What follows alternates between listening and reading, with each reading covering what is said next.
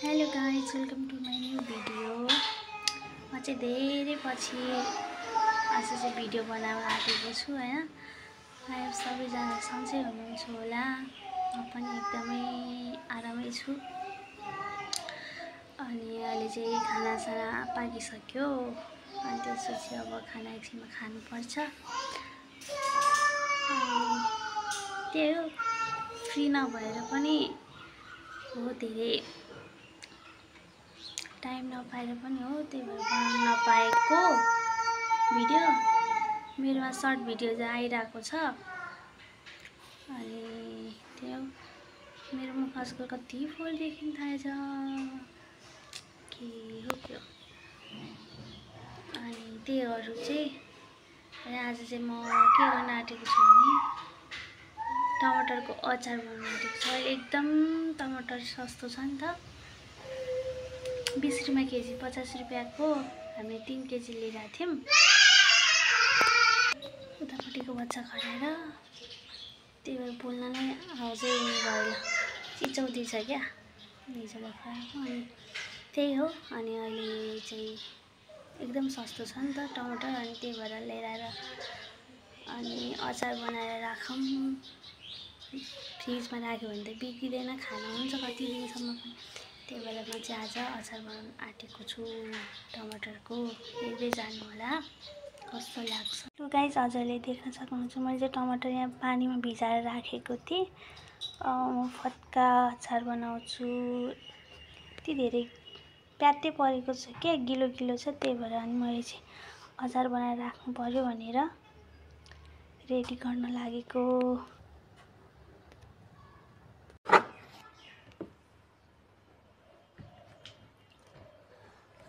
मजाले यसलाई बनाएर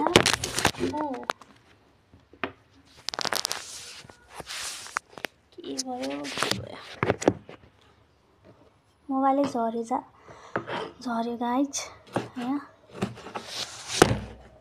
के हुन्छ के गर्नु, मिलाउने नभएर पनि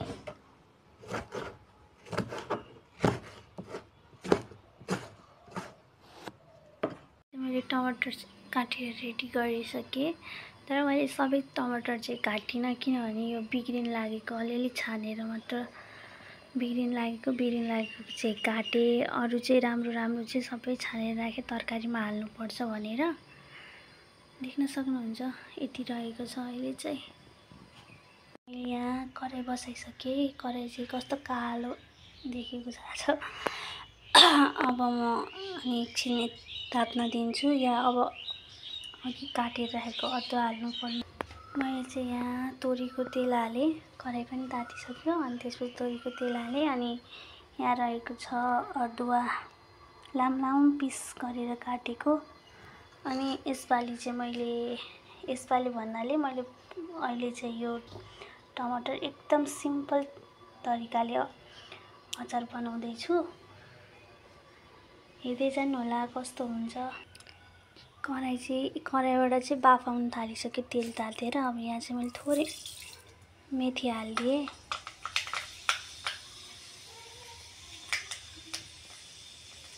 त्यसपछि मैले यहाँ सुकेको खोर्सानी हालिदिएँ। अघि काटेको अदुवा हालिदिन्छु।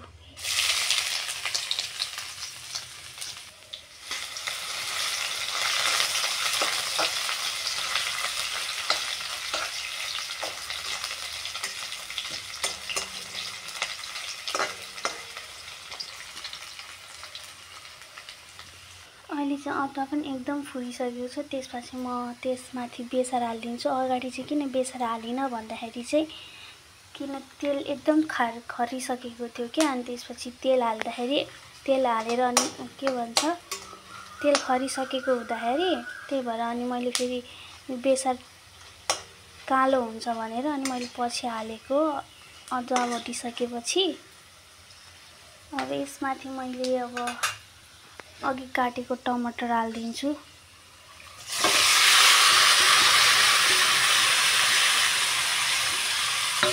हजुर कतिजनाले चाहिँ थाहा छैन होला, बेसार अगाडि नै हालिदिन्छ किनभने कुरा चाहिँ कतिलाई थाहा होला र कतिलाई थाहा पनि छैन होला हैन। थाहा पनि छैन होला कतिलाई, किनकि यो अगाडि यसरी हालिदियो भने चाहिँ बेसार नगनाउने हुन्छ क्या। अनि त्यसपछि तेल लागेपछि सबै मसला हालेको तरकारीहरू वा जेमा पनि लाग्ने गर्छ क्या एकदम मजाले। त्यही भएर अनि मैले चाहिँ अचारको लागि चाहिँ अगाडि नै बेसार हालिदिएँ, नगनाउने मिठो बास्ना आउने भएर चाहिँ मैले अगाडि नै हालिदिएँ। अब म यसलाई मजाले चलाउँछु एकछिन, मजाले चलाएर छोडिदिएँ। अब यहाँ माथि म अब थोरै नुन हालिदिन्छु, किनकि नुन अगाडि नै हाल्दाखेरि यो अलि मजाले पाक्छ नि त, त्यही भएर। अनि मैले नुन हालिदिएँ। त्यसपछि यो पाकिसकेपछि पाकेको जस्तो भएपछि चाहिँ म यसमा अरू मसला एड गर्छु। मजाले पाक्दैछ अहिले चाहिँ, यहाँबाट पानी निस्किँदैछ। अब यो पानी सबै मजाले सुकेपछि अनि यसलाई म मसला हाल्छु, अरू मसलाहरू।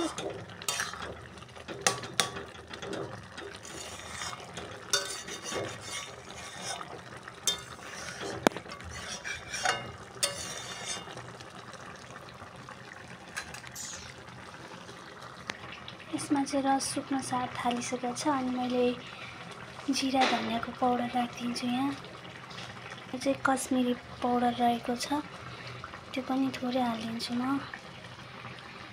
त्यसपछि यसलाई मजाले चलाउनुपर्छ। मलाई चलाउन चाहिँ अप्ठ्यारो भयो एउटा हातले, त्यही भएर म चलाइसकेपछि भिडियो देखाउँछु। यसमा चाहिँ मैले फेरि नुन हाल्नु लागेँ। अघि चाहिँ टमाटर छिटो पाक्छ भनेर मात्र मैले थोरै नुन हालेको थिएँ।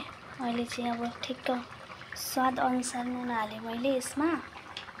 यहाँ चाहिँ फेरि मैले धुलो खोर्सानी हाल्न लागेँ। किन हाल्न आँटेँ भन्दाखेरि सुकेको खोर्सानीले मात्रै त्यति धेरै पिरो नहोला कि भनेर, अनि मजाले अलिक पिरो होस् भनेर मैले यसमा चाहिँ फेरि अर्को धुलो खोर्सानी एड गरिदिएँ। देख्न सक्नुहुन्छ अब अहिले चाहिँ अचार यस्तो भइसकेको छ।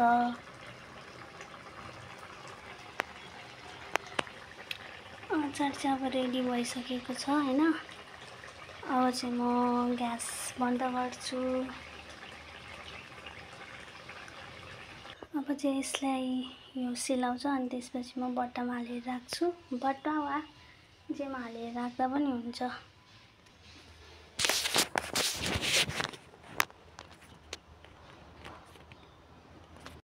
अचार पनि अहिले सेलाइसकेको छ, देख्न सक्नुहुन्छ अहिले कति बाक्लो भयो हैन। अब म यसलाई चाहिँ खनाएर राख्छु। मैले चाहिँ सानो भाँडामा हालेर खनाएँ। अब यसलाई म फ्रिजमा राखिदिन्छु। हजुरहरूले चाहिँ सिसाको बोयमा हालेर फ्रिजमा राख्नै सक्नुहुन्छ। अहिले त गर्मी लागिसक्यो, बाहिर राख्दा गनाउँछ, अनि त्यही भएर यसलाई मजाले फ्रिजमा राखेर पनि खान सकिन्छ। धेरै टाइमसम्म नै राख्न सकिन्छ हैन। कस्तो लाग्यो आजको भिडियो? मन पर्यो भने लाइक शेयर सब्स्क्राइब गरिदिनु होला र हजुरहरूले पनि यस्तै बनाएर खान सक्नुहुनेछ।